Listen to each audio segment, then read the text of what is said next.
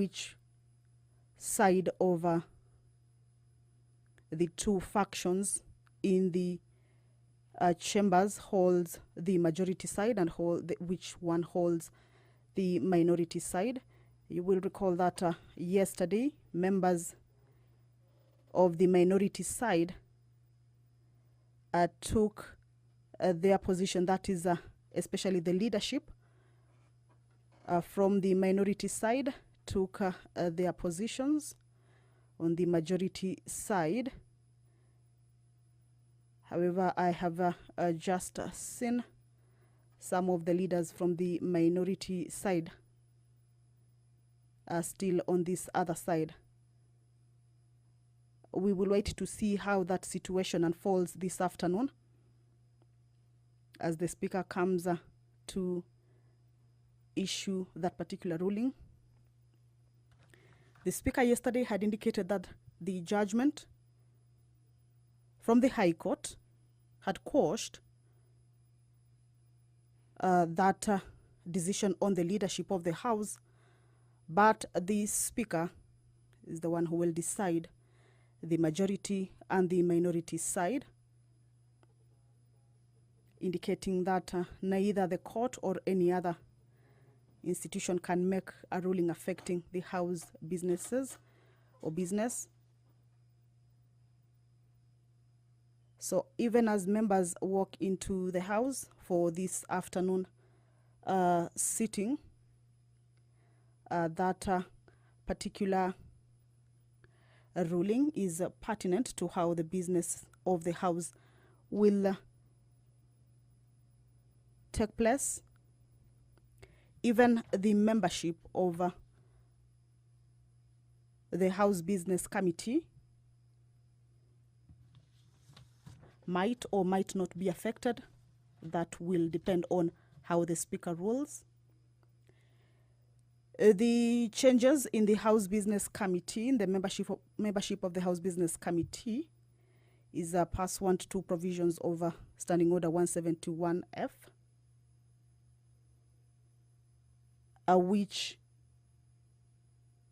indicates that the leadership of the House remains as part of the membership of the House Business Committee. However, there are other 9 members who are usually selected to join that membership, and it is a committee that there are new members. The 9 members are usually new at the beginning of every session.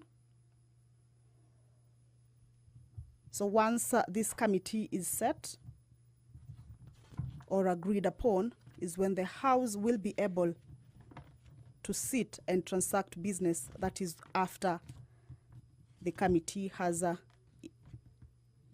agreed on the agenda of the House and the calendar of the House for the 4th session.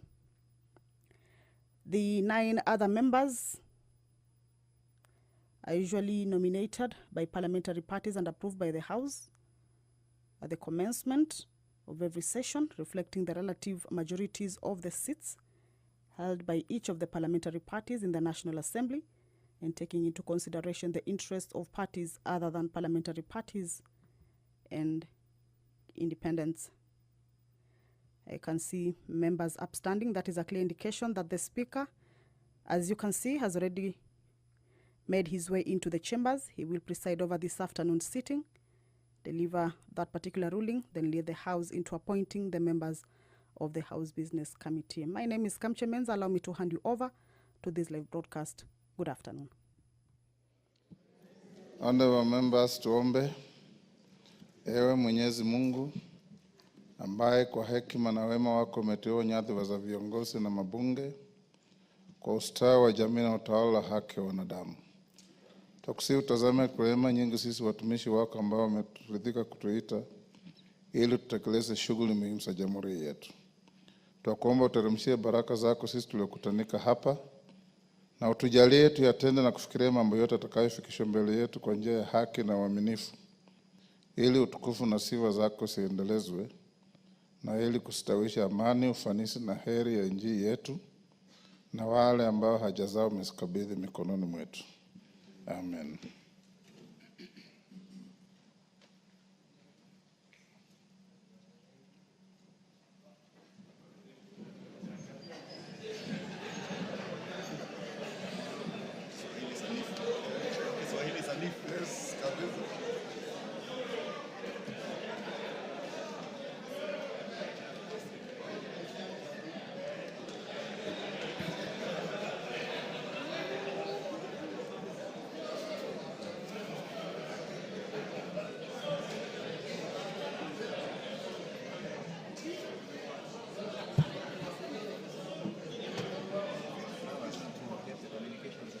Yes.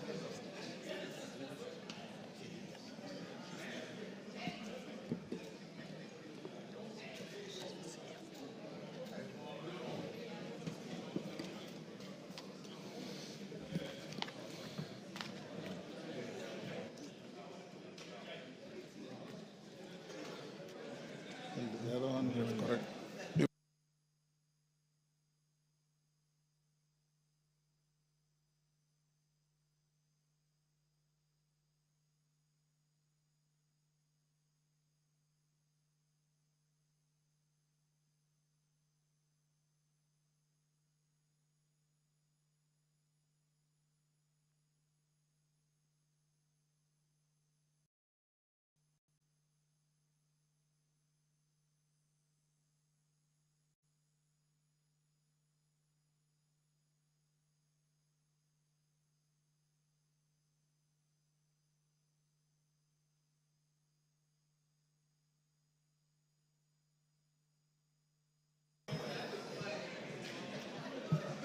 Honorable members, we have more than the necessary quorum. Congratulations for this enthusiasm. And you should keep that spirit throughout the term and the session so that we can transact business better. Clerk, can we start? Order number 1, administration of oath. Order number 2, communication from the chair.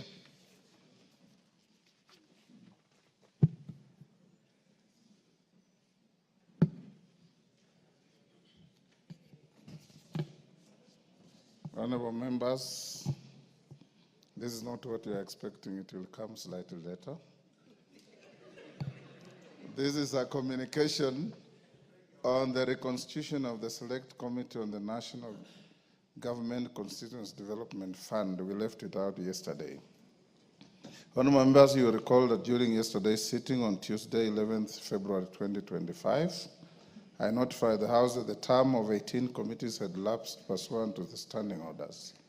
I wish to further notify the House that in addition to the 18 committees listed in my communication number 001 of 2025 of yesterday, the term of the Select Committee on the National Government Constituency Development Fund also lapsed yesterday. This is pursuant to Section 50 of the National Government Constituency Development Fund, Cap 414A. In this regard, I have since instructed the clerk to write to the leader of the majority party and the leader of the minority party, notifying them of this fact and requesting them to submit the names of members to be appointed to serve on this committee. This will enable the Committee on Selection to consider the constitution of all committees that lapsed at once, and thereafter submit its recommendations, including any consequential changes to other committees, to the House Business Committee for consideration. Honorable members, as you have noticed in today's order paper, the reconstitution of the House Business Committee is listed as order number 8. I note that by way of letters addressed to the Speaker, Honorable Kimani Chungwa and Honorable Junet Mohammed, in their respective capacities, already submitted names of members for appointment to the House Business Committee. These names are listed in the motion under Order 8. Honorable members, now that the question as to which is the majority party and the minority party and their respective leaders in the House is going to be settled, I urge the House to reconstitute the House Business Committee when the business appearing under Order 8 is reached, whether today or tomorrow. I hope today. This will enable the committee to expeditiously embark on preparing and approving the calendar of the House for the fourth session and setting the agenda for the House, starting with the business for tomorrow, Thursday afternoon sitting. I also urge the leadership, once constituted, to expedite the constitution of the committees that lapse in order to facilitate timely consideration of priority business, particularly the business relating to the budget cycle for the financial year 2025-26. I wish to note that pursuant to Section 25 of the Public Finance Management Act, Cap 412A, the Budget Policy Statement, PBS, must be submitted on or before 15th of February 2025. Further, under Section 33(1) of the said Act, the debt management strategy of the national government over the medium term ought to be submitted to Parliament on or before the 15th of February 2025. Honourable members, today being the 12th of February 2025, I direct the clerk to urgently liaise with the National Treasury to ensure that the 2025 budget policy statement and debt management strategy are submitted to Parliament. The two documents ought to be tabled either in the course of today's sitting or during tomorrow's sitting, being the last available sitting day as per the prescribed timelines. Having said so, honourable members, strict statutory timelines apply to the consideration of the BPS by the Budget and Appropriation Committee and indeed the departmental committees. Therefore, the urgent formation of the Budget and Appropriations Committee and the Public Debt and Privatization Committee to consider the budget policy statement and debt management strategy cannot be overstated. The House is accordingly guided. Call out messages. Order number 3, messages. Members, take the nearest seats on whichever side you desire.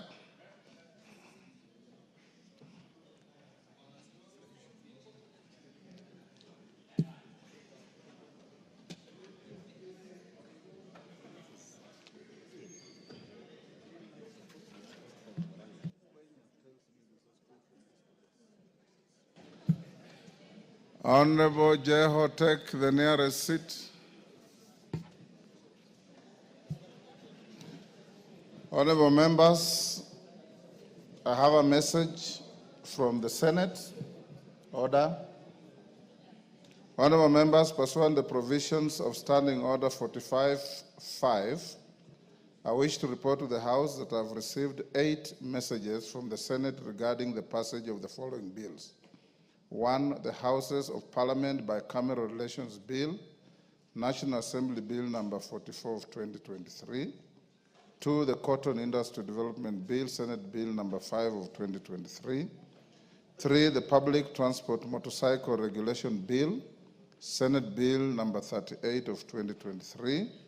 4, the Public Finance Management Amendment Bill, Senate Bill number 40 of 2023. 5, the Fire and Rescue Services Professionals Bill, Senate Bill number 55 of 2023. 6, the Intergovernmental Relations Amendment Bill, Senate Bill number 12 of 2024. 7, the Political Parties Amendment number 2 Bill, Senate Bill number 26 of 2024. 8, the Elections Amendment number 2 Bill, Senate Bill number 29 of 2024. And honorable members, the first message conveys that on Thursday, 5th December 2024, the Senate considered and passed the Houses of Parliament Bicameral Relations Bill, National Assembly Bill number 44 of 2023, with amendments. In this regard, the Senate now seeks the National Assembly's reconsideration of the bill in accordance with the provisions of Article 112 of the Constitution. The second message relates to the passage of the Cotton Industry Development Bill, Senate Bill number 5 of 2023.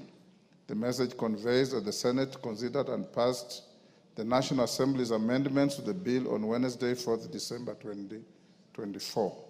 Members will recall that in accordance with the provision of Article 112 of the Constitution, the National Assembly considered and passed the bill with amendments on 14th August 2024 and referred them to the Senate for consideration.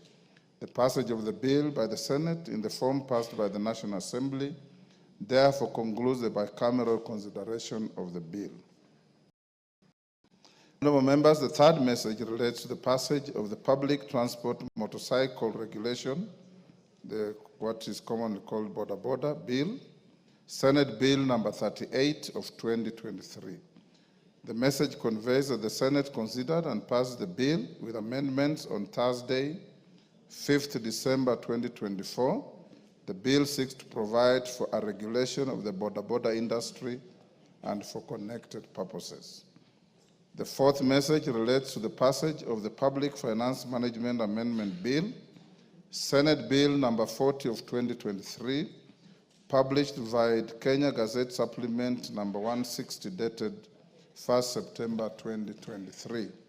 The bill seeks to amend the Public Finance Management Act, Cap 412A, to inter alia require county governments to develop and implement a county revenue collection system and to provide for the process of funding functions that have been transferred from one level of government to another under Article 187 of the Constitution. The message conveys that on Thursday, 5th December 2024, the Senate considered and passed the Public Finance Management Amendment Bill, Senate Bill number 40 of 2023, with amendments. The fifth message relates to the passage of the Fire and Rescue Services Professionals Bill, Senate Bill number 55 of 2023. The message conveys that the Senate considered and passed the bill with amendments on Thursday, 5th December 2024. The bill seeks to provide for the establishment, administration, powers and functions of the Fire and Rescue Services Professionals Board, the examination, training, registration and licensing of fire and rescue services professionals, and for connected purposes. The sixth message relates to the passage of the Intergovernmental Relations Amendment Bill, Senate Bill number 12 of 2024. This bill seeks to amend the Intergovernmental Relations Act, Cap 265F, to establish a structured framework for intergovernmental relations to enhance relations amongst the national government, county executive, and county assemblies. The message conveys that the Senate considered and passed the bill with amendments on Thursday, 5th December 2024.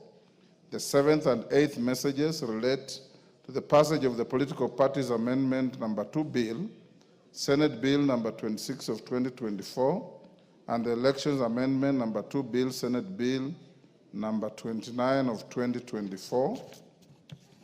The bills seek to amend the Political Parties Act, Cap 7D, and the Elections Act, Cap 7, to actualize some of the recommendations and views of the public submitted to the National Dialogue Committee, NADCO, during the National Dialogue Discourse on issues of electoral justice and related matters. The message conveys that the Senate considered and passed the two bills with amendments on Thursday, 5th December 2024. Honourable members, with regards to the Senate amendments to the Houses of Parliament Bicameral Relations Bill 2023, the schedule of amendments is hereby referred to the Departmental Committee on Justice and Legal Affairs for consideration and reporting. With regard to the Senate bills, members will note that standing orders require the Speaker to cause a bill received from the Senate to be read a first time upon conveyance of its message. In view of this, and in order for the House to commence consideration of the Senate bills, I hereby direct the clerk to schedule the bills in the order paper for first reading in the next sitting. Thereafter, the bills stand committed to the following departmental committees: the Public Transport Motorcycle Regulation Bill, to the Departmental Committee on Transport and Infrastructure. The Public Finance Management Amendment Bill, Senate Bill number 40 of 2023, to the Departmental Committee on Finance and National Planning. The Fire and Rescue Services Professionals Bill, Senate Bill number 55 of 2023, to the Departmental Committee on Regional Development. The Intergovernmental Relations Amendment Bill, Senate Bill number 12 of 2024, to the Departmental Committee on Administration and National Security.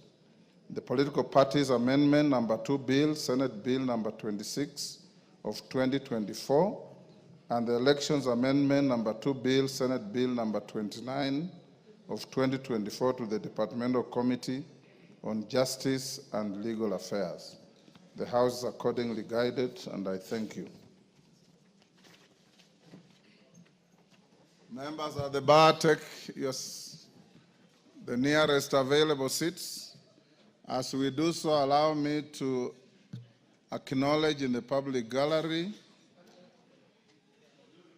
I believe these are students from Kenya Institute of Management, Nairobi campus, Nairobi. On my behalf and on your behalf, I welcome them to the House of Parliament for this afternoon's sitting.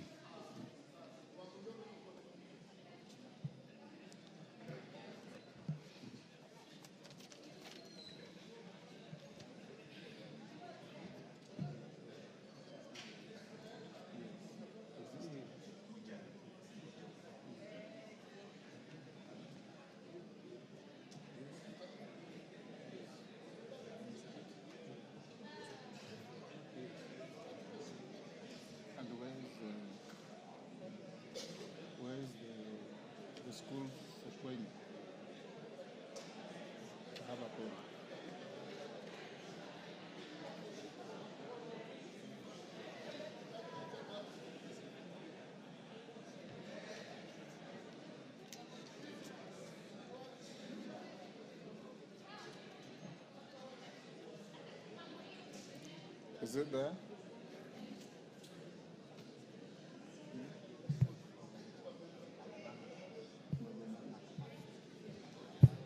Honorable members, I also wish to welcome a school from Nyandarua called Magomano Girls. I believe it's from Kinangop. On behalf of myself and the House, we welcome them to the House of Parliament. And Honorable Thuku Kwenya has asked me for a minute to welcome the school from his constituents, and strictly 1 minute, Kwenya.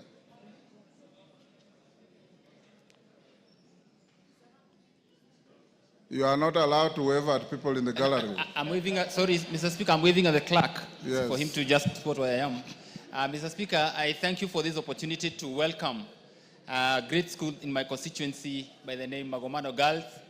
And I want to assure them that the Parliament is a beautiful place to be and to work. And given the opportunity, Mr. Speaker, now they have a dream of a place they would wish to work and even represent their constituents maybe later in life. They are most welcome, feel welcome. This is Parliament, where we say that there is a place of record and decorum. Thank you, Mr. Speaker. Record and decorum, sometimes. Honorable members, order Dr. Nyikal take your seat. Otherwise, you'll stand for a little long.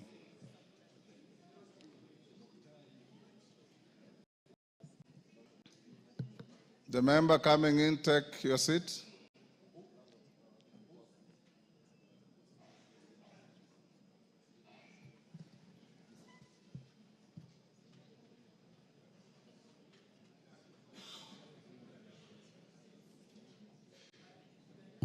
The next order. Order number 4, petitions. Order number 5, papers. Order number 6, notices of motion. Order number 7, questions and statements. Honorable members, before I go back to communication, I received a note from the Honorable Dr. Bukose Chair of Finance, to the effect, Chair of Health, to the effect that he has traveled out of the country and he has designated Dr. Nyikal to lay on the table the statement on the SHA issue that we raised in Naivasha. Dr. Nyikal, are you ready with it? Chair, is it to lay or to deliver? And this is not chair, this is speaker. Sorry, so speaker, to lay or to deliver? To deliver if you are ready before I give my ruling. So then I give it to the table. The direction was that the statement is to be presented to the House. And members will not know the content until they look for it after a long while. Yet the issues were that it is of public interest. Everybody wants to know what you are saying. Do we do that before we get into the business of the House? It is part of the business of the House. If you have it, Chair, then I'm not in a position to move it now, Chair. If you are not, that's okay. Okay.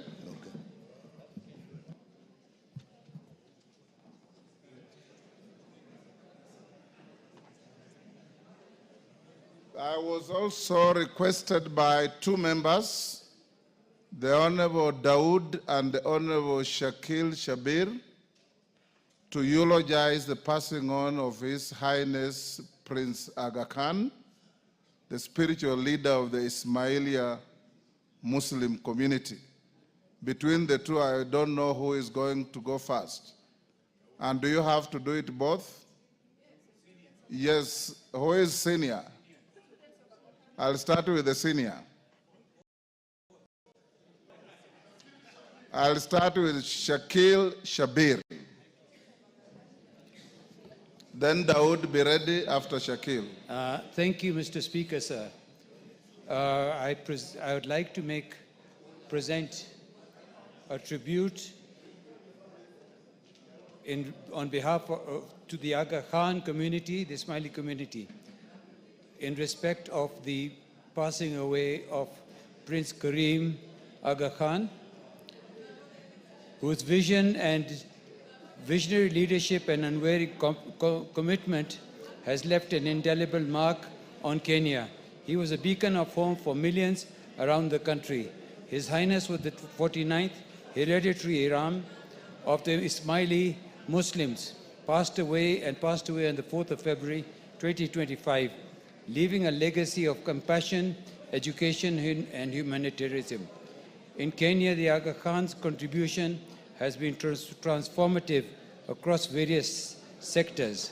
His Highness established the Nation Media Group in 1959, which has been the cornerstone of press freedom and media excellence in East Africa. Through the Aga Khan Fund for Economic Development, he founded Serena Hotels, promoting tourism and economic growth while preserving cultural heritage and environmental sustainability. The Aga Khan Education Fund also established Aga Khan schools across the country. The Aga Khan Primary School in Kisumu, where I studied, was a source of pride, producing generations of well-educated individuals who continue to contribute to the nation's development. This institution has even got up to 95%. They were recognized as the top school for a number of years. The Aga Khan hospitals in Nairobi and Mombasa and Kisumu and the Aga Khan University Hospital stands as a beacon of quality health care, providing cutting-edge medical services and also reducing the need for Kenyans to seek treatment abroad. His Highness has also played a pivotal role in education, established the Aga Khan academies in Mombasa and Kisumu. As we mourn His Highness, we mourn the loss of His Highness, let us also celebrate his remarkable achievements and the enduring impact of his work in Kenya and East Africa. May his legacy inspire us to strive for a better, more compassionate world. Thank you, Mr. Speaker, sir. Thank you, Dawood Rahim. Thank you, Mr. Speaker. Mr. Speaker, I want to give a tribute to the late His Highness, the Prince Aga Khan Al-Husseini, Aga Khan V. Honorable Speaker, pursuant to Standing Order 43-1, I rise with a heavy heart to pay tribute to our towering figure, whose legacy of service, wisdom, and compassion has left an indelible mark on our world. The late His Highness Prince Karim Al-Husseini Aga Khan IV, the founder and chairman of the Aga Khan Development Network Foundation. Honorable Speaker, the late Prince Karim Al-Husseini Aga Khan IV was not only a spiritual leader, but also a visionary humanitarian and a champion of progress whose impact transcended borders, faiths, and generations. For over 6 decades, the Aga Khan dedicated his life to uplift communities, advancing education, strengthening healthcare, and fostering economic development. His leadership of the Ismaili Muslim community was marked not only by the spiritual guidance, but by the unwavering commitment to pluralism, unity, and the dignity of all peoples, regardless of background. Honorable Speaker, through the Aga Khan Development Network, he transformed lives in ways few have ever done. The late Prince Karim Al-Husseini Aga Khan V understood that leadership is not measured by power, but rather by service. He stood as a bridge between civilizations, a voice of reason in times of division, and a steadfast believer in the power of knowledge. His advocacy for inclusivity and social cohesion remains an inspiration to leaders across the globe. His legacy continues through the institutions he built, the lives he changed, and the values he instilled in all who had the privilege to know him. Honorable Speaker, may I extend my deepest condolences to the family, friends, and community of the Aga Khan V as we honor the life of an extraordinary purpose. We give thanks for his boundless contributions and pledge to carry forward his vision of a more just, compassionate, and enlightened world. May His Highness the Aga Khan rest in peace. And Mr. Speaker, we want to congratulate His Highness Prince Rahim Al-Husseini, the Aga Khan V, on his ascension yesterday to the Imamate. Thank you, Mr. Speaker. Honorable members, yes, Pasaris, is it on the same issue? Thank you, Mr. Speaker. I just thought in the interest of gender, we should also have a woman speak to the passing of the Aga Khan. Prince Karim Al-Hussein Aga Khan, what I know is that he, as soon as he assumed office at the age of 20, 2 resolutions that he passed to amend the constitution. The first one was that if a family has children, girls and boys, and they have limited resources, the girl should be given the possibility of going to school. So he believed in gender empowerment. He believed that women and girls should be given equal opportunity, and if resources were less, then the girl should be promoted to go and study. He also started the Aga Khan housing projects because he believed that every family should own a home. So as we stand in solidarity with the Ismaili community and having been a beneficiary of the Aga Khan's projects, in the sense that I went to the Aga Khan Primary School and the Aga Khan Kensek Secondary School, I pay condolences to the entire Ismaili community, and we thank the foundations of the Aga Khan for all the work that they do, and we congratulate the new prince for assuming position. Thank you, Mr. Speaker. Thank you. Honorable members, order. Honorable members, in recognition of the outstanding work to humanity by the late Prince Aga Khan, each one of us here has in one way or another been touched by the work of the Aga Khan. Either you have gone to Aga Khan Hospital, or you have gone to Aga Khan schools, or you have gone to Serena hotels, or you read the Nation newspaper. In whichever way you have been touched, I want to request the House with great humility to stand for a minute's silence in honor of the Aga Khan.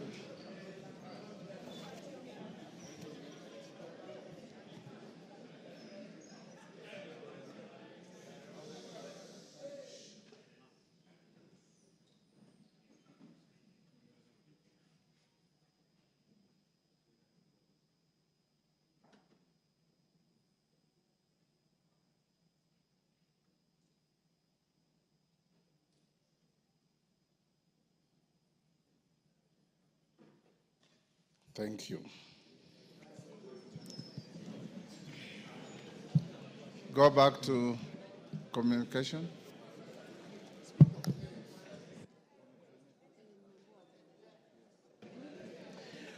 Order number 2, communication from the chair.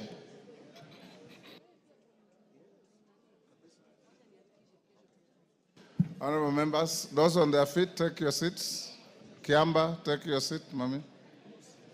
Sabina Chege, take your seat.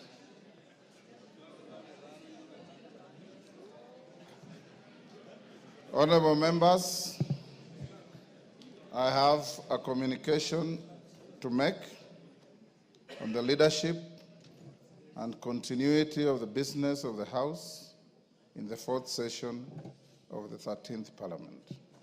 Honorable members, during the afternoon sitting of Tuesday, 11th February 2025, the member for Suba North, the Honorable Millie Odhiambo Mabona MP, rose on a point of order in relation to the designation of the majority and minority parties in the House and their respective leadership.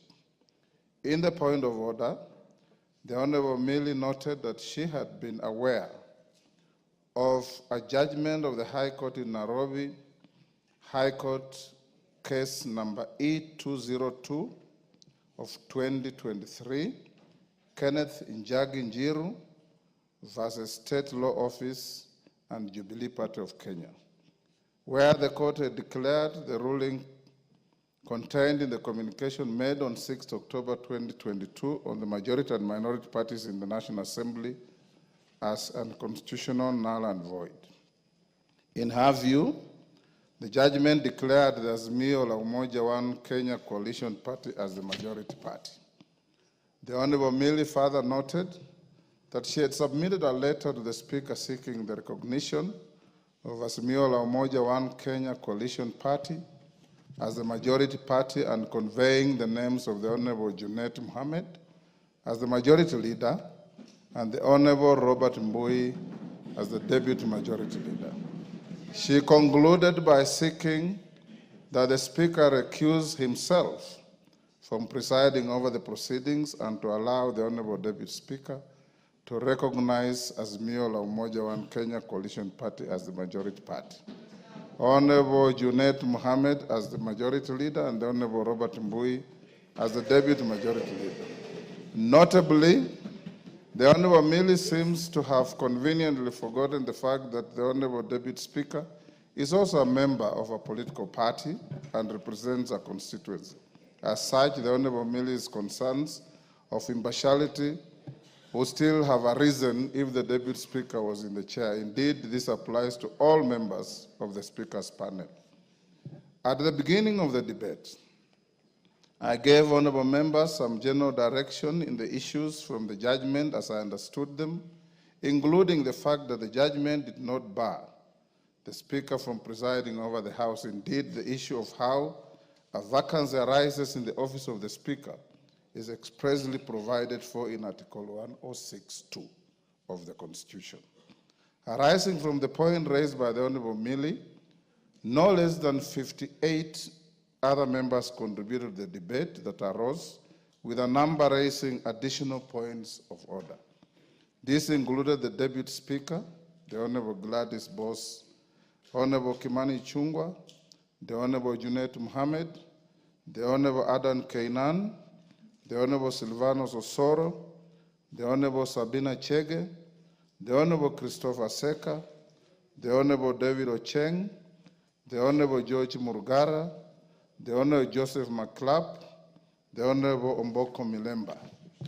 Other members who contributed on the point of order were the Honorable Major Retired Bashir Abdullahi, Honorable Betty Maina, Honorable John Kiari, Honorable Timothy Kipchumba, Honorable Raphael Wanjala, Honorable John Chikati, Honorable Zahir Janda, Honorable Robert Mbui, Honorable George Murugara, I think that's repeated, Honorable Doris Donya, Honorable Wanami Wamboka, Honorable Tienda Molo, Honorable Karoli Omondi, Honorable Mwengi Mutuse, Honorable Duncan Madenge, Honorable Didmas Baraza, Honorable Jane Kagiri, Honorable Emmanuel Wangwe, Honorable Peter Kaluma, Honorable Dr. Lillian Kogo, Honorable Gideon Kimaio. Additionally, Honorable Nabina Bwera, Honorable Marian Kitani, Honorable Sakimba Parashina, Honorable Joyce Bensuda, Honorable Captain Retired Roeda Obo, Honorable Dr. Makali Mulu, Honorable Chiforo Mondo Mangale, Honorable Gidinji Kishimu, Honorable Majimbo Kalasinga, Honorable Dr. Robert Pukose, Honorable Musili Mawadhe, Honorable Kasim Tandaza, Honorable Baro Mohammed, Honorable Alice Nganga, Honorable T.J. Kajwang, Honorable Dr. James Sinyikal, Honorable Ruth Odinga, Honorable Geoffrey Ruku, Honorable Dr. Wilfred Oundo, Honorable Kakai Bisau, Honorable Titus Lote, Honorable Ferdinand Wanyonyi, Honorable Kuria Kimani, Honorable John Waluke, Honorable Rahim Daoud, Honorable Gonzi Rai, and the Honorable Moses Kirima contributed to the debate. In broad summary, the ensuing debate crystallized the following issues. A, whether the court in its findings designated any party as the majority party or any party as the minority party in this House, and even the affirmative, whether this was an invitation to the whips to invoke the provisions of Standing Order 19A and 20 on the submission of freshly elected party leaders. B, what were the implications of the judgment to the continuity of the business of the House, noting that the court expressly declined to grant the prayers sought by the petitioners to declare Azimio la Umoja One Kenya Coalition Party as the majority party and Kenya Kwanza as the minority party. Whether the judgment rendered the constitution of the House Business Committee, which is the core business at the first sitting of the House in a new session, impossible. Whether the judgment rendered the transaction of the business of the House impractical, and if in the affirmative, whether any intervention ought to be made so as to facilitate the National Assembly to continue discharging its constitutional responsibilities. What were the specific findings of the court in the judgment in question, and what is the effect on the proceedings and resolutions of the House in the pre-judgment 13th Parliament? Whether the judgment affects other facets of the House that are determined by the relative majorities and coalition agreements, such as the deputy party leaders, whips, chairs, chairing and membership of all House committees, membership of the Parliamentary Service Commission, nominations to the IEBC selection panel, and the Commission on Revenue Allocation. Whether the Speaker is a member of the House and how this relates to his political rights and party affiliation, and how the role of the Speaker in the House relates to the principle of impartiality. Whether certain aspects of the judgment violated the doctrine of separation of powers by constituting judicial encroachment into, 1, the internal affairs of the legislature contrary to the spirit of Article 124 of the Constitution that empowers each House to regulate its own procedure, and any attempt by the courts to prescribe a procedure for the Houses may stifle the ability of the House to discharge its constitutional mandate. The powers, privileges, and immunities accorded to the House and its membership by Article 117 of the Constitution, if matters done by Parliament officially in the furtherance of its constitutional mandate will attract personal liability. Members at the bar, take the nearest seats.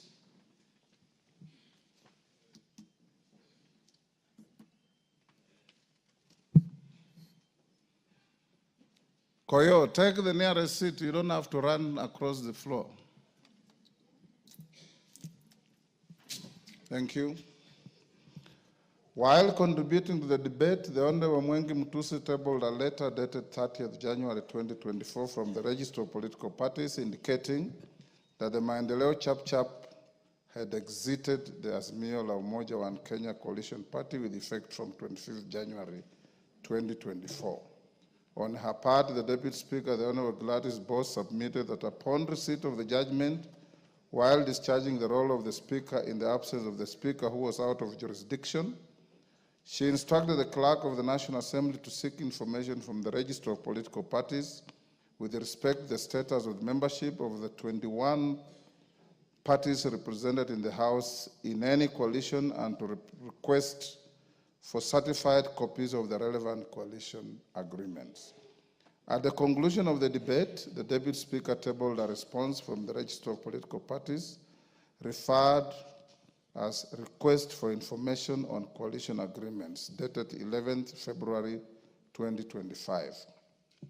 Annexed to the response were certified copies of coalition agreements relating to A, the Azimio la Umoja One Kenya Coalition Party, the Kenya Kwanza Alliance Coalition, the Kenya Kwanza Alliance Coalition and the Democratic Party, the Kenya Kwanza Alliance Coalition and the Grand Dream Development Party, the Kenya Kwanza Coalition and the National Agenda Party of Kenya, the Kenya Kwanza Alliance Coalition and Chama cha Mashinani CCM, the Taifa Democratic Coalition. Consequently, members, I undertook to consider the concerns raised by the members and documents tabled by the Honorable Mutusa and the Deputy Speaker and to guide the House at this sitting. At the very outset, I wish to note that the judgment seems to have created an element of unprecedented confusion in the affairs of the House. This has affected the manner in which I have now been called upon to guide the House in light of the patent contradictions I have noted in the letter submitted by the Honorable Millie Odhiambo. In communicating confirmation of members of the Azimio Coalition as the majority, the Honorable Millie signs off as the majority party whip, National Assembly, against a letterhead that also designates her as the minority chief whip. The letter also fails to attach any records of any meeting which the alleged decision of the coalition was made as required by the very standing orders 19A and 20 that she quoted and invoked. Viewed in isolation, the letter is in law defective. Nevertheless, I'll allow the honorable member some latitude in the light of the prevailing confusion. Honorable members, I've read the judgment, and it has been explained to me at length by our very able legal team. I find it quite unfortunate that misleading assertions have been made with respect to the findings of the court. Honorable Anjala, keep your cool. The majority of the reporting has failed to note that the matter before the court related to a mixed bag of prayers sought by petitioners touching on the pending disputes in the Jubilee Party, the Finance Bill 2023, requests for a section of Kenyans not to pay taxes, and deeming of certain members to have resigned from their political parties, among others. A reading of the judgment reveals glaring factual and legal contradictions.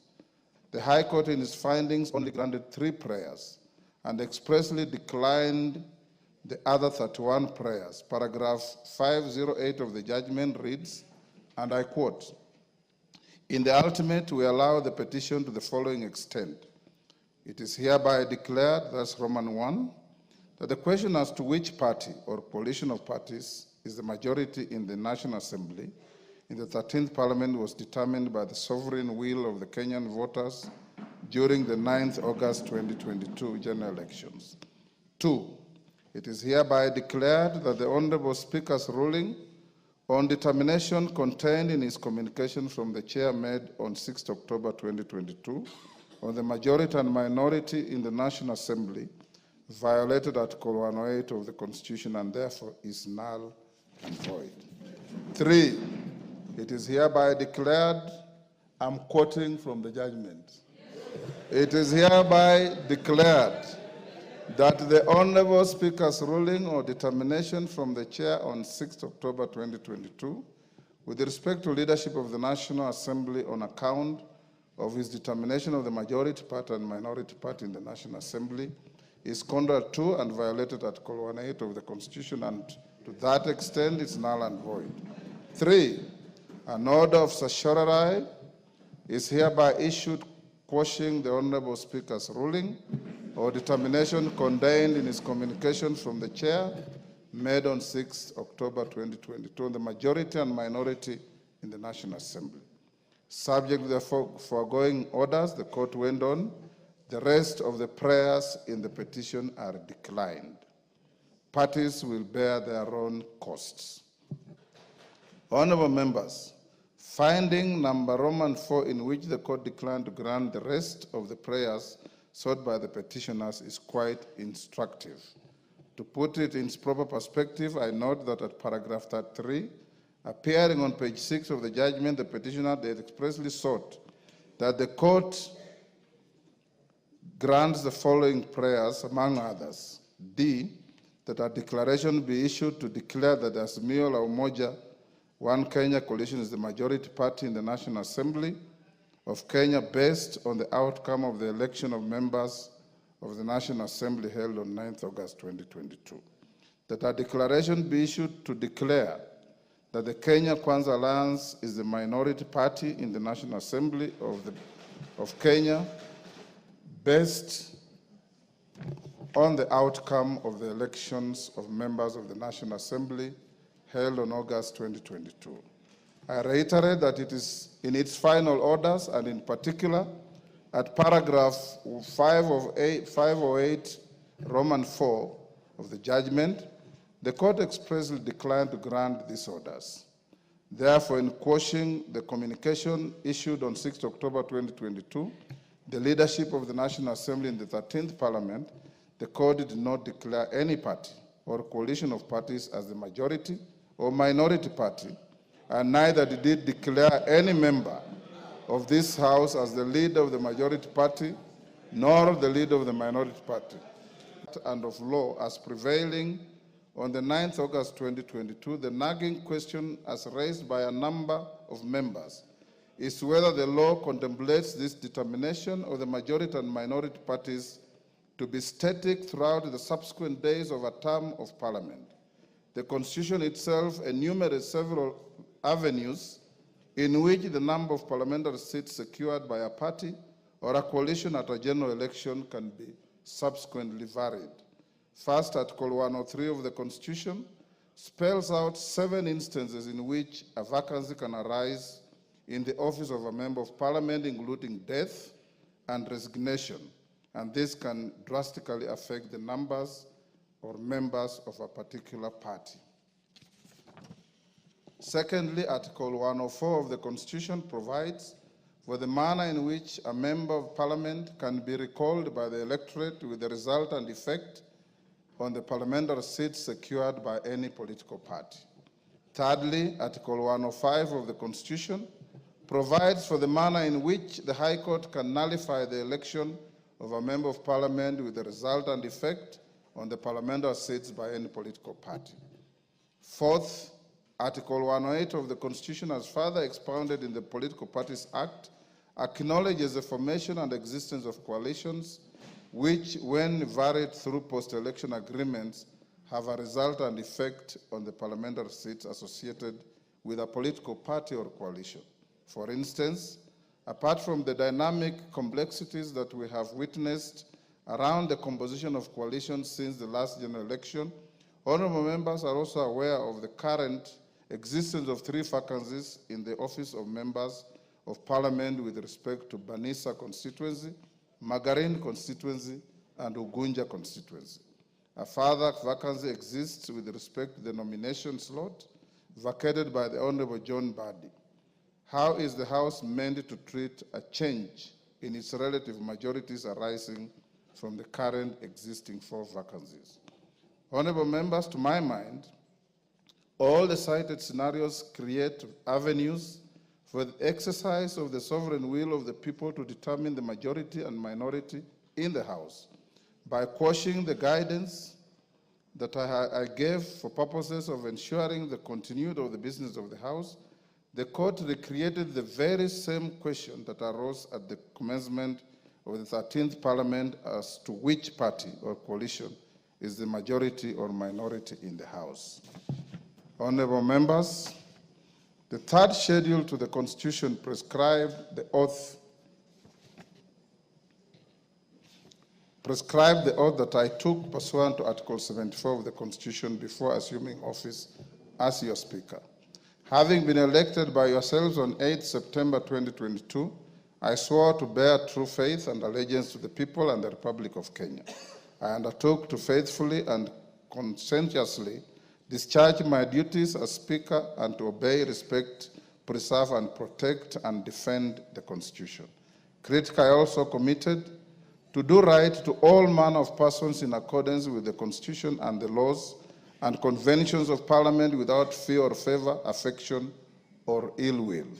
I did ask the Almighty God to help me in this crucial role and appended my signature to the physical version of the oath.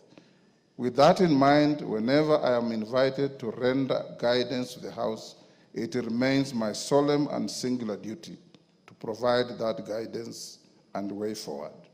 My predecessors have previously upheld the significance of safeguarding the independence, powers, and privileges of this House and the doctrine of exclusive cognizance. Article 124 of the Constitution empowers the House to regulate its own procedure, and the other arms of government have a duty to refrain from interfering with this privilege. A question such as the one referring to the majority and minority party falls within this privilege and must, as of necessity, be guarded jealously and only resolved within Parliament. The Constitution and the laws and conventions of Parliament do not grant me the option of declining jurisdiction or issuing any guidance that effectively holds the operations of the House. My oath obligates me to ensure the uninterrupted functions of this House for the benefit of the people of Kenya. In its finding number 3, the court held that the communication was null and void. Debate arose as to whether this finding affected the propriety of all the business that the House has transacted since it was inaugurated on 8 September 2022. There were perceptions and assertions that the legislation so far passed by the House may have been voided.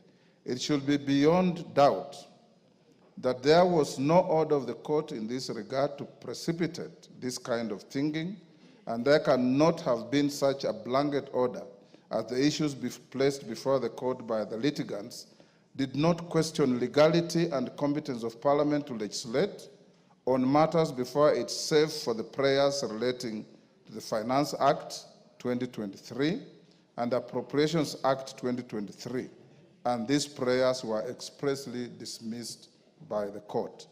Members at the bar, take the nearest seats.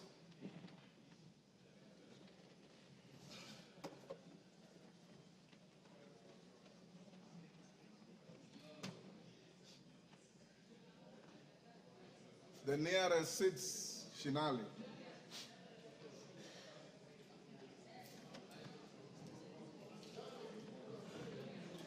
Osero, take the nearest seat. Thank you. It should be beyond doubt that there was no order of the court in this regard. Sorry, I've read that. As ably noted by the Honorable Member for Kikuyu, the decisions which arise from the business transacted by the House has no relation to which party is designated as the majority or minority. They are decisions of the House as a whole. From where I sit, no debate can arise as to the legality of the actions taken by the House prior to the invalidation of the communication. I need not belabor this point. To the critical matter at hand, Article 108 of the Constitution establishes the offices of party leaders in Parliament and outlines the order of precedence to be observed in the National Assembly as follows. There shall be a leader of the majority party and a leader of the minority party. The leader of the majority party shall be the person who is the leader in the National Assembly of the largest party or coalition of parties. The leader of the minority party shall be the person who is the leader in the National Assembly of the second largest party or coalition of parties.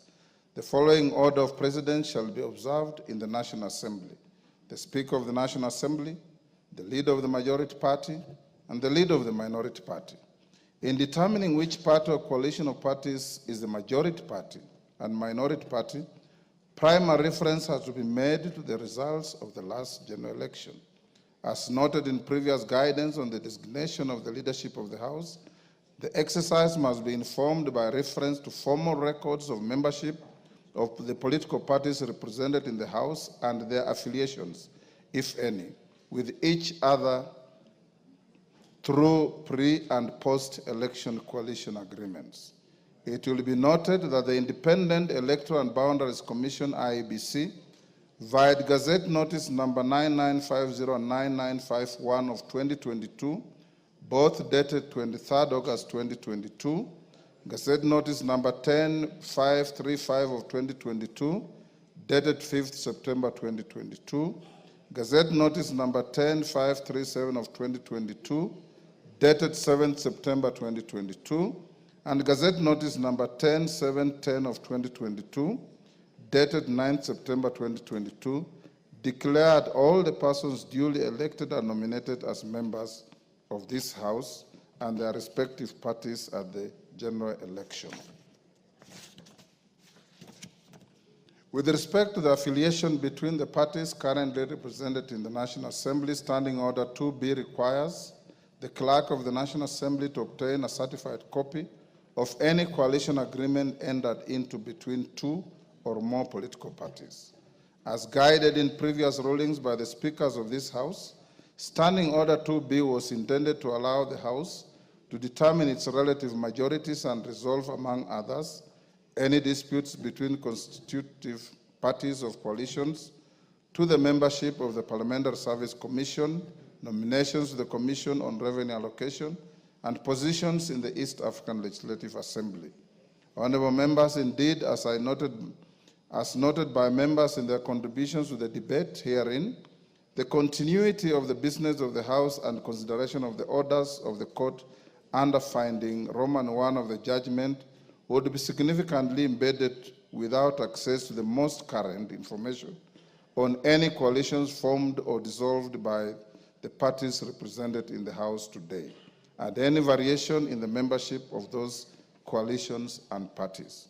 This information must be juxtaposed against the current membership of the House. Indeed, several members, including Honorable Millie Odhiambo, Honorable Junet Mohammed, Honorable Peter Kaluma, Honorable Mboko Milemba, Honorable David Ocheng, Honorable Sabina Chege, Honorable Mwengi Mutuse, Honorable Major Retired Bashir, and others referred to what they call changed circumstances in the composition of the respective coalitions and parties within the House. Allow me to take you, honorable members, down memory lane, just but for illustration. During the 7th Parliament, where yours truly was a member, there arose a leadership dispute between Ford Asili and Ford Kenya as to which party was the official opposition. Each party had 31 seats, leading to a dramatic and humorous incident where the late Honorable Martin Shikuku, you may recall that the leader of Ford Asili was the Honorable late Kenneth Matiba, who was not having good health at the time. So Martin Shikuku, as the Secretary General of the party, was the de facto leader of the party in the House.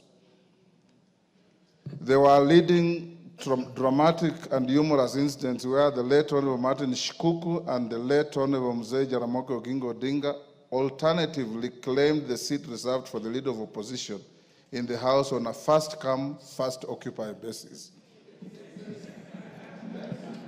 The dispute was finally resolved following the defection of Honorable Njuguna Njoroge from Fodasili, the then member for Makuyu, who defected to KANU. Thereafter, Ford Kenya became the de facto official opposition party, with the Honorable Jaramogi Oginga Odinga as the leader of the official opposition, subsequently followed by the Honorable Wamalwa Kijana after the demise of Mzee Odinga. The dispute, it would therefore be beyond absurdity for your Speaker to blindly designate the leadership of the House without reference to formal communication of the membership of various coalitions and the relative majorities of the House as at today. The designation must take into account any changes in the various coalitions, vacancies in the membership of the House, and other relevant realities. As it was stated by the Deputy Speaker, in order to establish the existence and status of coalition agreements affecting the affairs of the National Assembly, she instructed the clerk to write to the Office of the Registrar of Political Parties on the evening of 7th February 2025, seeking information. A, membership of the 21 political parties represented in the National Assembly in any coalition, including coalition political parties, and the dates relevant to the membership.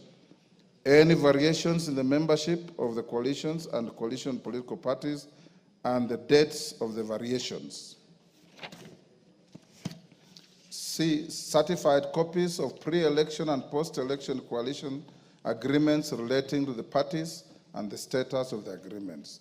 The registrar responded by a letter dated 11th February 2025 that was tabled by the Deputy Speaker yesterday, and the contents of the letter indicate as follows: that a pre-election coalition known as the Azimio la Umoja One Kenya Coalition Party, in brackets Azimio, was registered on 21st April 2022 and comprised 21 parties, namely Jubilee Party, Orange Democratic Movement, Wiper Democratic Movement, Kenya African National Union, National Rainbow Coalition, Muungano Party, Democratic Action Party, Democratic Action Party Kenya, United Party of Independent Alliance, United Progressive Alliance, Kenya Union Party, United Democratic Party, Movement for Democracy and Growth, Kenya Reform Party, Chama cha Uzalendo, Party of Peace and Democracy, National Liberal Party,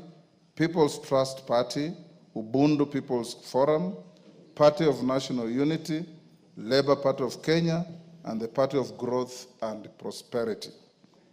That a pre-election coalition known as the Kenya Kwanza Alliance was registered on 3rd June 2022 and comprised 11 political parties, namely United Democratic Alliance, Amani National Congress, Forum for Restoration of Democracy Kenya, Chama cha Kazi, Communist Party, the Service Party, Tuchibebe wa Kenya Party, Farmers Party, Devolution Party of Kenya, Economic Freedom Party, and the Umoja na Maendeleo Party.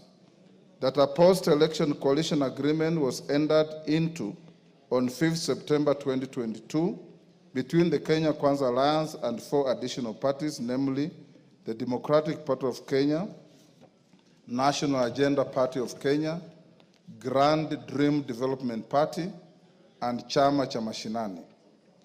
The letter from the Registrar of Political Parties did also convey that 5 parties had exited the Azimio la Umoja One Kenya Coalition Party, namely the People's Liberation Party, formerly the National Rainbow Coalition Kenya, on 6th December 2024, Maendeleo Chapchap Party on 25th January 2024, Devolution Empowerment Party on 11th April 2023, United Democratic Movement on 22nd November 2023, and Pamoja African Alliance on 27th February 2023. Suffice to mention, members, that the People's Liberation Party, formerly National Labour Coalition, does not have representation in this House. That the Amani National Congress was in the process of dissolving the party to collaborate with the United Democratic Alliance. That the Movement for Democratic and Growth, MDG, had initiated a process of exiting the Azimio la Umoja One Kenya coalition, but was yet to finalize its exit from the coalition political party.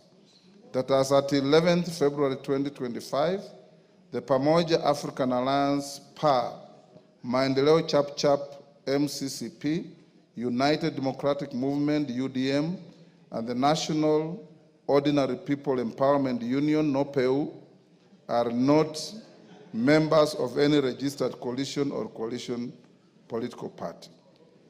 Honorable members, I put emphasis on the information provided by the Registrar of Political Parties that the said 4 political parties are not members of any registered coalition or coalition of political party. It is notable that even if it was to be assumed that the 4 vacancies were to be filled in favor of the parties under which the former members were elected or nominated and their number added to the computation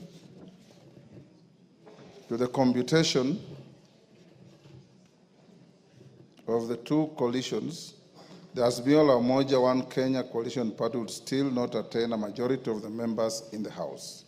Honorable members, my reference to the Gazette notices relating to the election of members at the last general election and the current vacancies with respect to Banisa, Magarini, Ugunja, and the resignation of the Honorable John Badi, the current composition of the National Assembly by individual political parties in alphabetical order is as follows.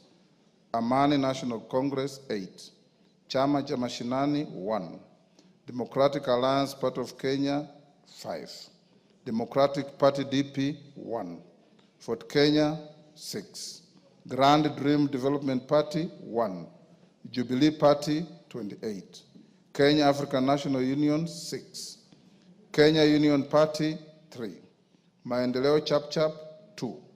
Movement for Democracy and Growth, MDG, 1. National Alliance Party of Kenya, 1. National Ordinary People Empowerment Union, NOPEU, 1. Orange Democratic Movement, ODM, 83. Pamoja African Alliance, PA, 3. Service Party, TSP, 2. The United Democratic Alliance, UDA, 145. United Democratic Movement, UDM, 7. United Party of Independent Alliance, UPIA, 2. United Progressive Alliance, UPA, 1. Wiper Democratic Movement, 26.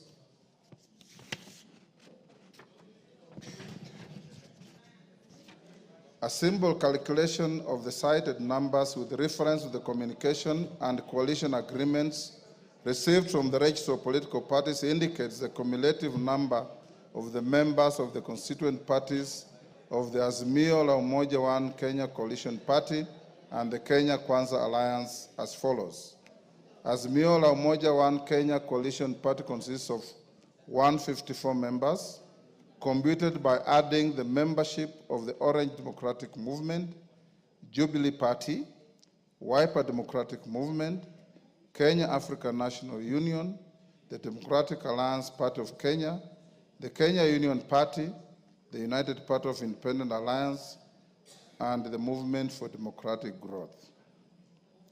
The Kenya Kwanza Alliance consists of 165 members, computed by adding the membership of the United Democratic Alliance, the Amani National Congress, Ford Kenya, the Service Party, the National Agenda Party of Kenya, the Grand Dream Development Party, the Democratic Party, and the Chama cha Mashinani. Honorable members, it's notable that the numbers relating to the Azimio la Umoja One Kenya Coalition Party are tinged by a slight element of doubt with respect to membership of the Movement for Democratic and Growth, MDG. You will recall the express sentiments made by the sole member and party leader of the MDG yesterday in the House, dissociating both himself and the party from the Azimio la Umoja One Kenya coalition party. However, I decline to engage in this controversy. Arising from the foregoing, the Kenya Kwanza coalition is the majority party, and the Azimio la Umoja One Kenya coalition party is the minority party in the House. I have not received order. I still have a little more to go. I have not received any further communication from the Kenya Kwanza coalition replacing the member for Kikuyu, the member for Kilifi, the member for South Mugirango, and the member for Marsabit County as their preferred leadership in the House. Similarly, I have not received any communication from the Azimio la Umoja One Kenya coalition party replacing the member for Suna East, the member for Kadiani, the member for Suba North, and the member for Embakasi West as their preferred leadership in the House. Consequently, the leadership of the House remains unchanged. Permit me at this stage, honorable members, to address the fate of 14 members who, as per the letter from the Registrar of Political Parties, belong to parties other than parliamentary parties that are not affiliated with the two identified coalitions in the House. I wish to reiterate that the 14 members and all independent members shall be treated equally in nomination to the committees of the House and access to any other attendant entitlements. The Speaker shall, under Standing Order 174-2B, decline to approve any list of members nominated to serve in committees that does not take into account interests of all members, including the 14. Honorable members, under Standing Order 172, the Committee on Selection is responsible for nominating members to serve in all committees, including the remaining 17 sessional committees that I listed yesterday in the communication on resumption of sittings for the 4th session and the lapse and reintroduction of business. I urge the committee to prioritize the constitution of the Budget and Appropriations Committee in light of the communication that I gave you earlier on the budget policy statement. In summary, therefore, honorable members, I guide as follows. The Kenya Kwanza coalition is the majority party in the House. Azimio la Umoja One Kenya coalition party is the minority party in the House.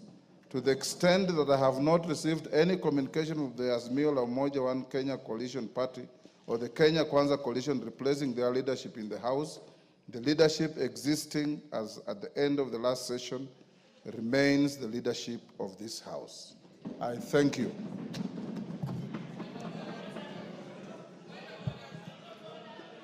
Yes, Millie, this was your point of order. Honorable members, I am not opening any debate. I'm giving Honorable Millie because she was the owner of the point of order. After she finishes, we go to the next order. Rosarit Martin. Thank you, Mr. Speaker. Mr. Speaker, actually in compliance with Standing Order number 87-2, Mr. Speaker, in compliance with Standing Order number 87-2,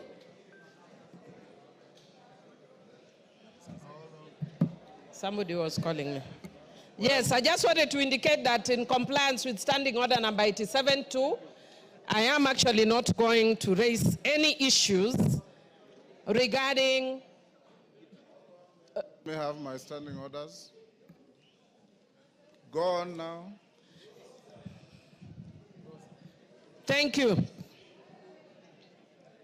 Yes, go on. Yeah, thank you, Mr. Speaker. Mr. Speaker, I just wanted to say that in compliance with Standing Order number 87-2, I will not raise any issues regarding the communication that you have just given. I'm a very law-abiding citizen and cognizant of our standing orders. And further, Mr. Speaker, I also just wish to indicate that us, Azimio, and much more so, those of us who are very keen on ensuring that Baba clinches the AU position, we want to be sure that we follow the rule of law. and that we support a broad government which is not based.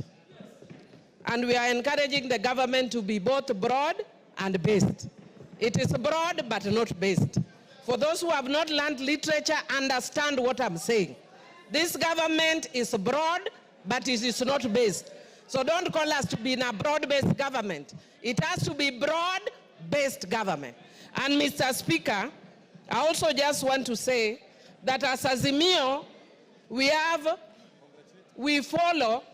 No, I'm not going to congratulate you. Mr. Speaker, this one is talking towards me, but I ignore him. Ignore him, you are senior. He should listen to me. I'm ignoring him. Osoro. As Azimio. Honorable Osoro. But Mr. Speaker. Millie Odhiambo is your learned senior. Yes. Listen to her. But Mr. Speaker, don't even worry, I can handle him. I'm capable in all manner to handle him. Mr. Speaker, as adherents, as Azimio, we are adherents to the rule of law. And Mr. Speaker, as those who adhere to the rule of law, I want to indicate just that the way you say as lawyers, yeah, that we speak as lawyers. Yes. I want to indicate that as Azimio, we very respectfully disagree. I will not go to the substance. But we very respectfully disagree with your communication. And Mr. Speaker, I want to say, again, a philosophy in my local community that says, Ngamatek konyono kwesimeru. When a strong man steps on your mother's pipe, you tell your mother to remove her pipe. That philosophy acted when my mother, in the generation of my mother. In my generation, if Angamatek onyono kwesimeru, you point at the eyes. You point at the eyes of Ngamatek, respectfully. So, Mr. Speaker, I want to say that today, you are Ngamatek. Ngamatek is the strong man. You are stepping on my mother's toe. But I will respectfully tell you, Mr. Speaker, that I don't agree with you as a strong man, that you are stepping on my mother's toe. And as Azimio, we are going to take further action until you stop stepping on my mother's pipe. And I respectfully, Mr. Speaker, note your communication. Thank you, Honorable Millie Odhiambo. Order. I'm not opening any debate. Honorable Millie Odhiambo, that is how the law works. It is not necessarily popular. It's not necessarily likable. It is just the law. Shakespeare said it's an ass. It is the law. So when you obey the law, sometimes you may step on somebody. Sometimes you may not.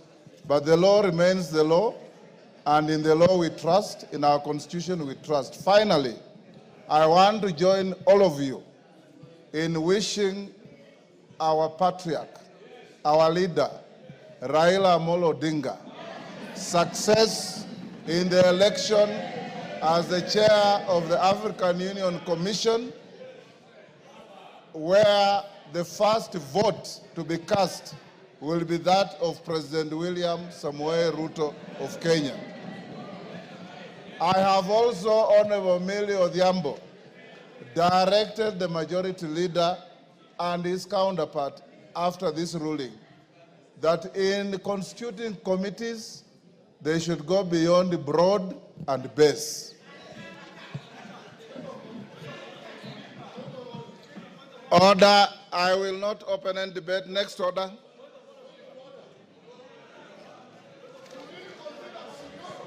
Order, Wanjala. Order, Wanjala. Next order.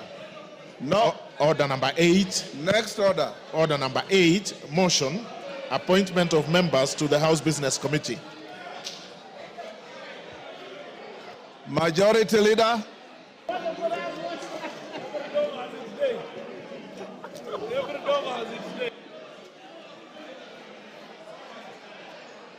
Majority Leader.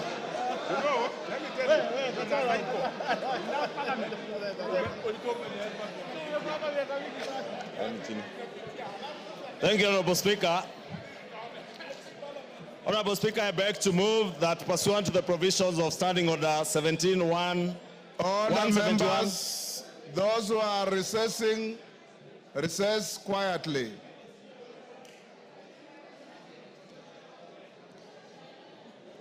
Thank you, Honorable Speaker. I beg to move that pursuant to the provisions of Standing Order 171-1F, this House approves the appointment of the following members to the House Business Committee in addition to those specified under paragraph A, B, C, D, and E.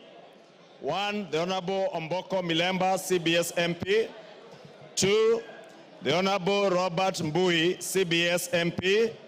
3, the Honorable Faith Wairimo Gitao, MP. 4, the Honorable Samuel K. Chepkonga, CBS MP. 5, the Honorable Adan Welia Keinan, CBS MP. 6, the Honorable Tom Joseph Francis Kajuang, MP. 7, the Honorable Sarah Paulata Korere, MP. 8, the Honorable Joshua.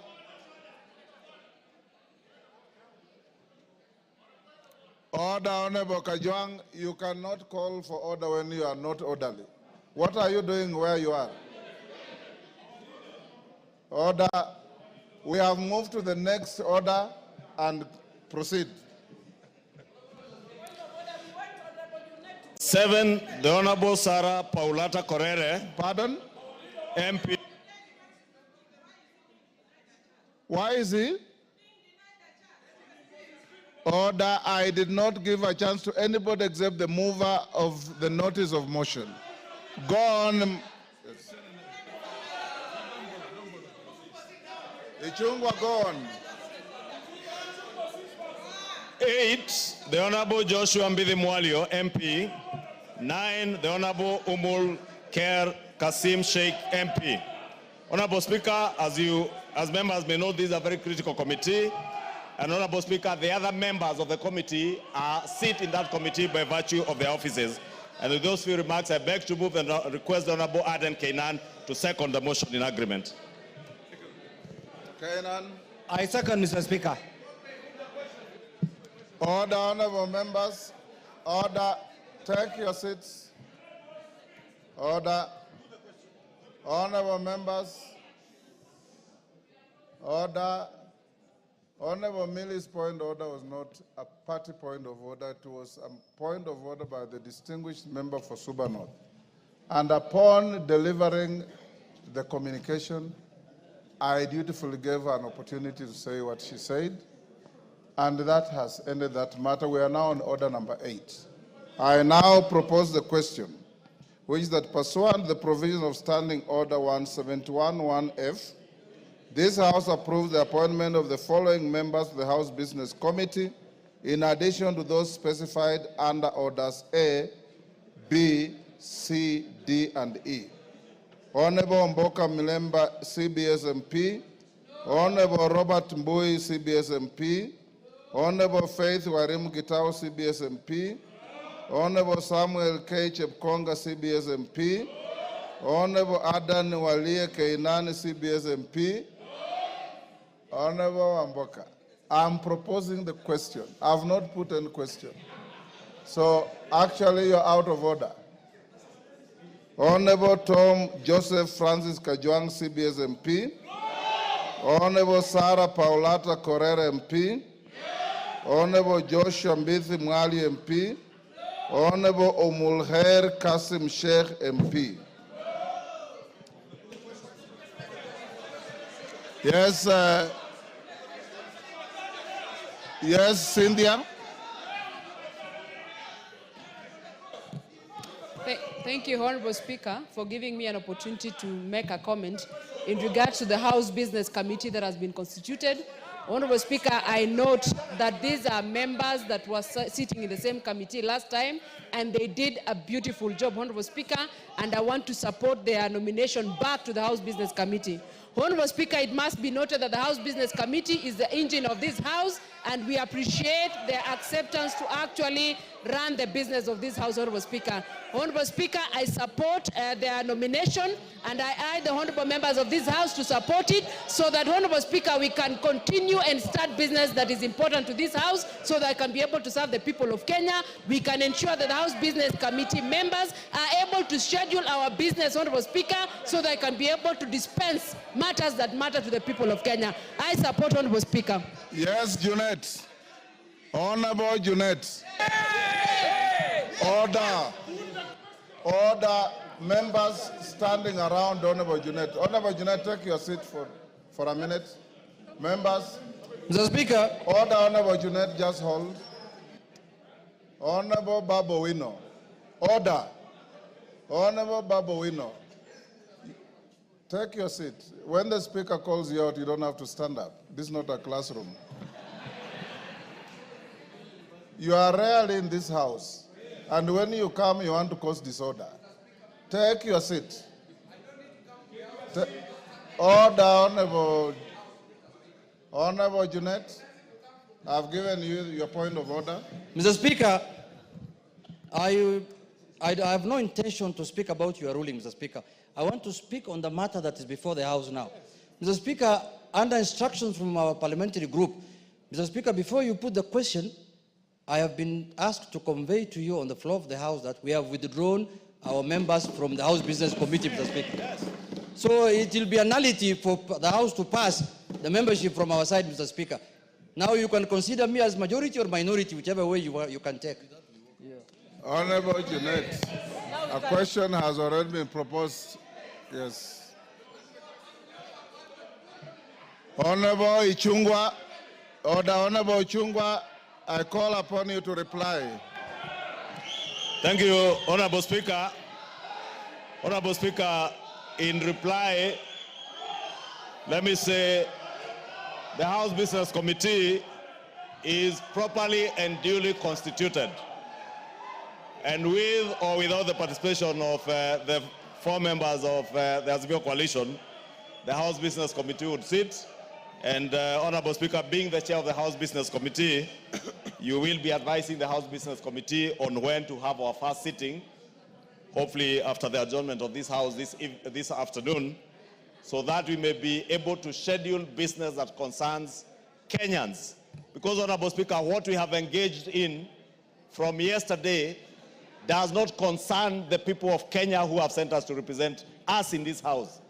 What we have been engaged in, Honorable Speaker, from yesterday up to the drama that you witness now is a drama touching on leadership positions by leaders and leadership positions in the House. But what is more important to all of us, Honorable Speaker, is the leadership positions that have been given to us by the people of our constituencies as their representatives in the House. And that is what we should put ahead of every other consideration. Honorable Speaker, I said it yesterday. The perks of the leader of majority are similar to the perks of the leader of minority. These seats are nothing personal to anybody. Honorable Speaker, even the chairs of committees, Honorable Speaker, the small sitting allowance they get as chairs of committees do not even commensurate with the amount of work that chairs and vice chairs of committees have to put in and the amount of sacrifice that they make, Honorable Speaker. And therefore, I would really want to implore on all our members, including my brothers and sisters from the Azimio Coalition, to put the people that they represent ahead of their own interests as leaders and conduct the business of the House in addressing the pertinent issues that are concerning the people of Kenya today, Honorable Speaker. As you indicated, Honorable Speaker, we have business to have all the 18 committees whose term have come to an end reconstituted, Honorable Speaker, some of which have a huge implication on the lives of our people. You have seen students in both our primary and secondary schools are waiting for school capitation. The cabinet yesterday did approve the supplementary appropriations bill, and this is the money that Kenyans are waiting for. money to go to our children, not just for bursaries, but even for school capitation, to enable government to also hire the additional 20,000 teachers that are going to help in our schools, Honorable Speaker. And those are the things, Honorable Speaker, that I say should be concerning us now. And I really want to urge that you do convene the House Business Committee, hopefully immediately after this vote, Honorable Speaker, for us to be able to schedule business and reconstitute those committees that will help us to pass the budget policy statement for this year and the supplementary appropriations bill that will be coming to this House in the next few days. Thank you, Honorable Speaker, and I beg to reply. Honorable members, before I put the question, it is important that we put certain matters in proper perspective. Standing Order 58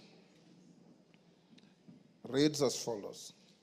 After the question has been proposed on a motion, the motion shall be deemed to be in the possession of the House, and such motion shall not be withdrawn without the leave of the House. That's number one. Number two, I received communication from Honorable Kimani Ichung'wah, Honorable Junet Mohammed, and I want to put it on record so that it is clear to all Kenyans. Honorable Kimani Ichung'wah wrote to the Clerk of Parliament, Samuel Njoroge, on 6th of February as follows, and this is after I had spoken personally to both Honorable Ichung'wah and Honorable Junet, asking them to propose names to the House Business Committee.